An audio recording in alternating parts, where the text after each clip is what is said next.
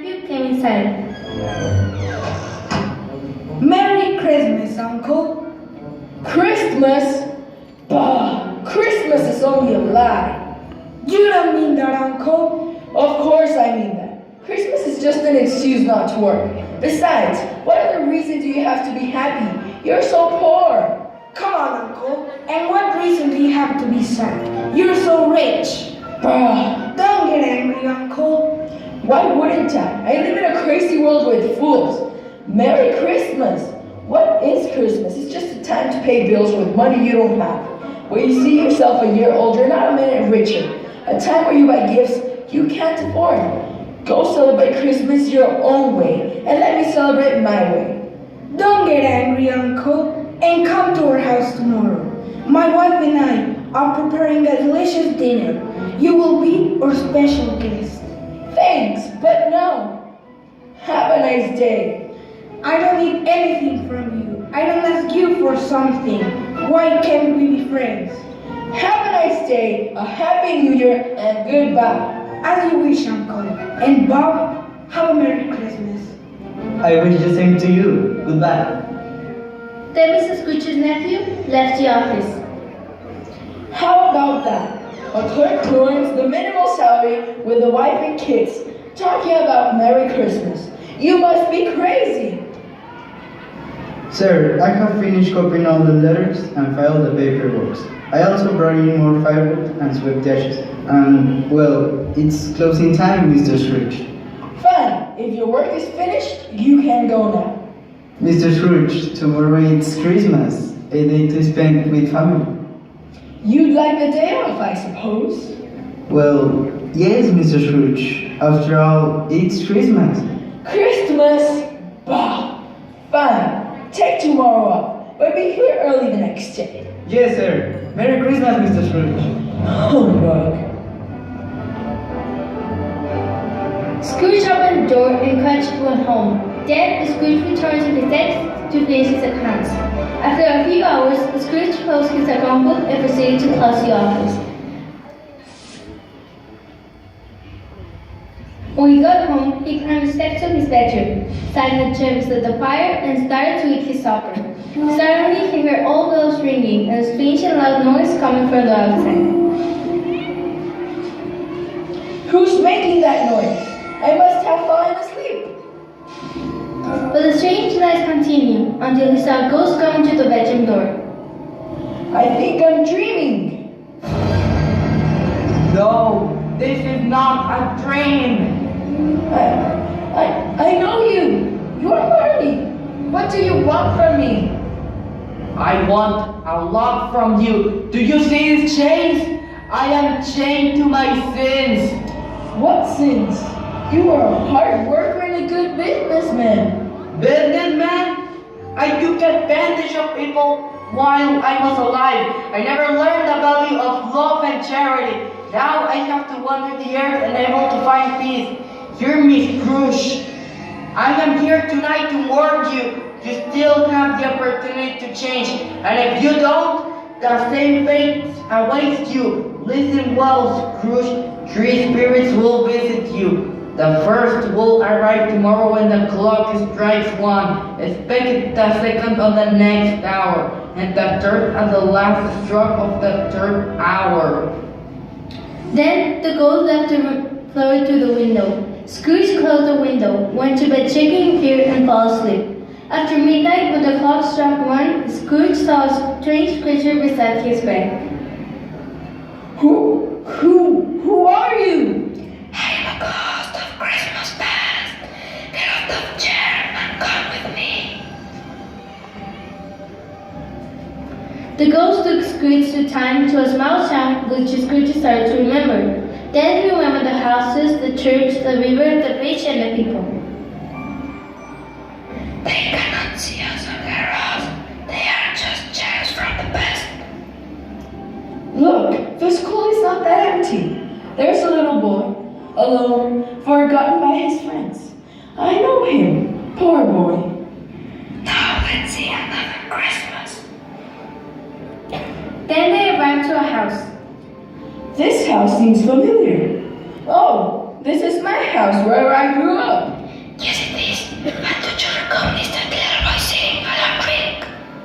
It is me, as a child. But why am I? Why is he alone? You must know the answer.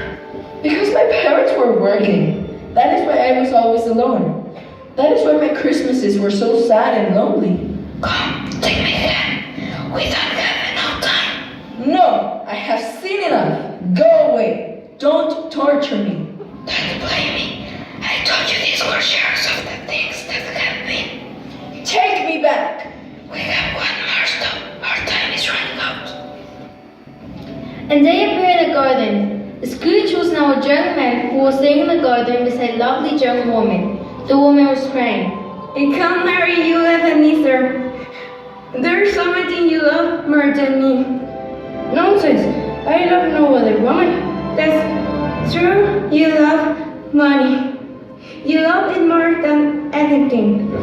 There's nothing wrong in our money. We got angels when we were poor. And when we were happy, became poor.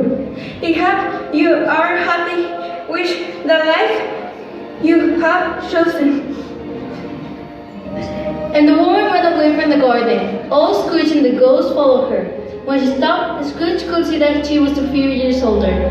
Children laughed and played at her feet. A little girl threw her arms around the woman and gave her a kiss. Every time I wanted, Mother. Are they her children? Yes, they are, but they got the pictures. The door opened and a man entered carrying many gifts. Father! They ran to him and hugged him. The man laughed and gave them the gifts. Then he hugged and kissed his wife. Stop it! Take me home!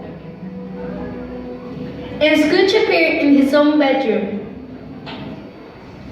Thank goodness! It was a dream! Then the clock struck.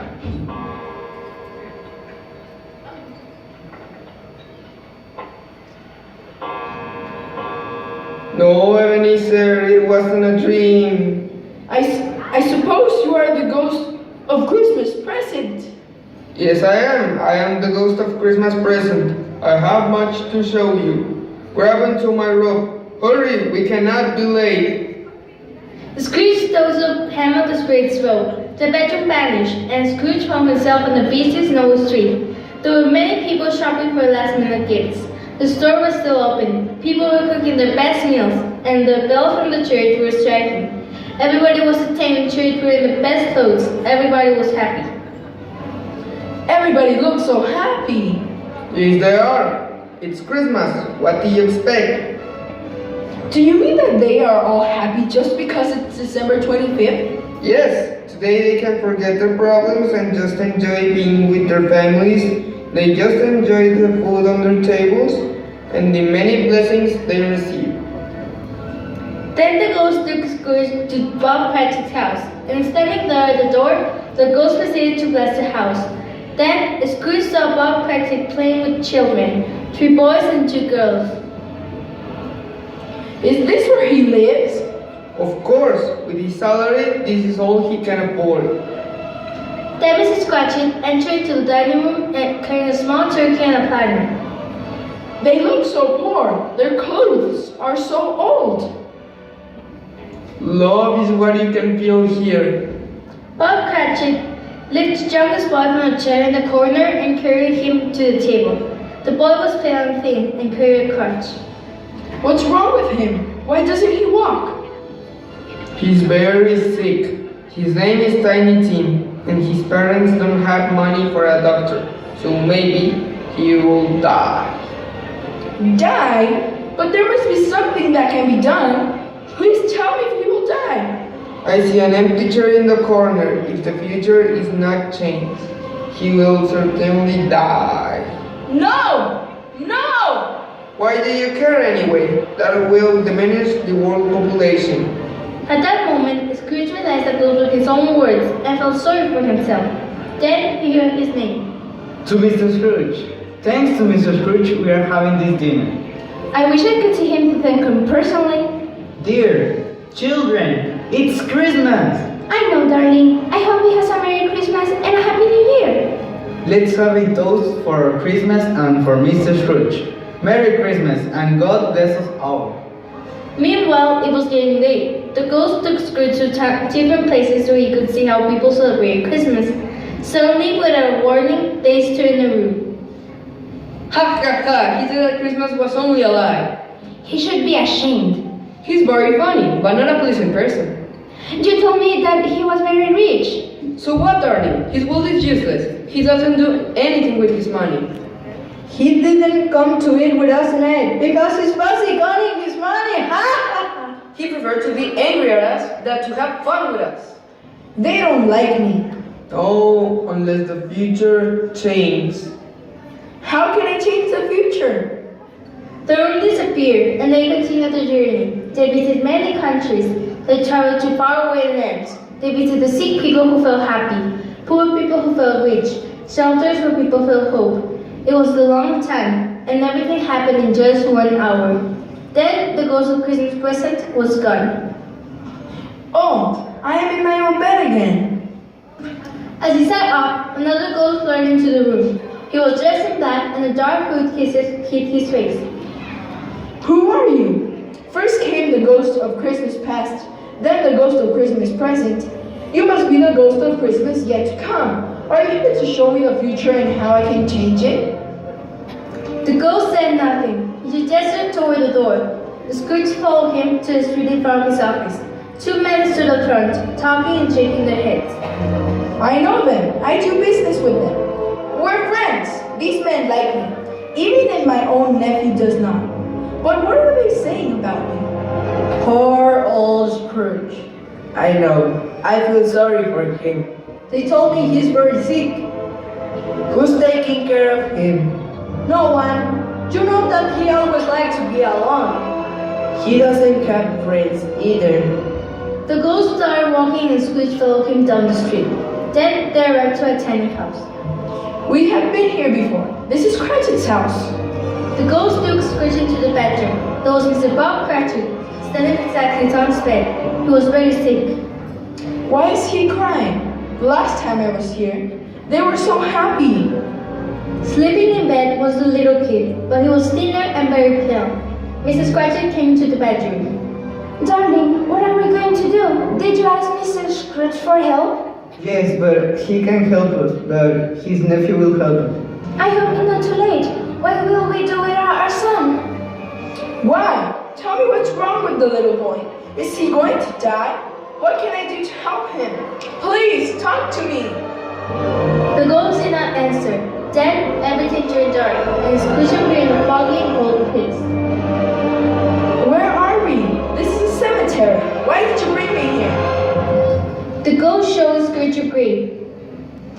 Before I get near that grave, tell me, is that the image of what it will be, or just the image of what can be? The ghost did not answer. Then Scrooge went to see the grave. Engraved on the headstone was the name Ebenezer Scrooge. Then Scrooge fell to his knees. No, ghost, listen to me. I have changed. Why do you show me all this if I have lost all hope? Please tell me that I can change everything that you have shown me. I will honor Christmas in my heart. I will live in the past, in the present, and in the future. I will not forget the lessons that all the ghosts have taught me. Oh, please tell me that I can erase my name from that grave. In his anguish, he took the ghost's hand, but the ghost rejected him, and Scrooge woke up in his bed. Oh, thank you. I've been given another chance. I don't know what day is today or how long I have been with the ghosts. I feel like a child, but I don't care. I want to be a child again. Then he heard the church bell striking. Then he saw a boy in the street and shouting. Oh, wonderful. Hey, you over there. What day is today? It's Christmas here, Christmas morning. Good. I haven't missed it. Then he brought a bag of money. He tossed a handful of coins to the boy. There's a big juicy turkey in the butcher shop window at the end of the street. Buy it and deliver it to Bob Cratchit's house. But sir, this is a lot of money. Keep the change. Hurry up. The Cratchits are hungry. Yes, sir. Oh, little boy, Yes, sir? have a Merry Christmas. Thank you, sir. And Merry Christmas to you too. Scrooge dressed in his finest clothes and headed toward his nephew's house. He was feeling really happy and excited. He waved everyone in the street and treated everybody nicely. Here, kid, take this money and buy some Christmas candy. Thank you, sir. Merry Christmas. When Scrooge reached his nephew's house, his nephew was surprised to see him. Uncle, I'm happy to see you. I am really glad you changed your mind about Christmas dinner. Come and celebrate the holiday with us. Yes, thank you for accepting me. His nephew's wife sat next to her place at the table. We are happy to have you here. You arrived just in time for the turkey. After dinner, Scrooge said a few words. Thank you. I've never eaten a more delicious meal. But I have to go now. I have some other things to do and people to visit. Then Scrooge headed to Bob Cratchit's house. Mrs. Cratchit opened the door, and she couldn't believe her eyes when she saw Mr. Scrooge standing in front of her. Oh, Mr. Scrooge, what a surprise! I wanted to thank you for the wonderful turkey. It was a pleasure for me. Mr. Scrooge, please come in. Cratchit, you worked long hours without complaining for many years. I am raising your salary, and I will also help you support your family. Oh, thank you, Mr. Scrooge. You are so generous. Merry Christmas. Scrooge did more than what he said he would do. He took care of a tiny team, as a single father would do. Some people asked to see how he changed, but he didn't care. Scrooge never saw the ghost again, but he had many friends and was always close to his family. Each time he had a meal with his family and friends, he would say, God bless us.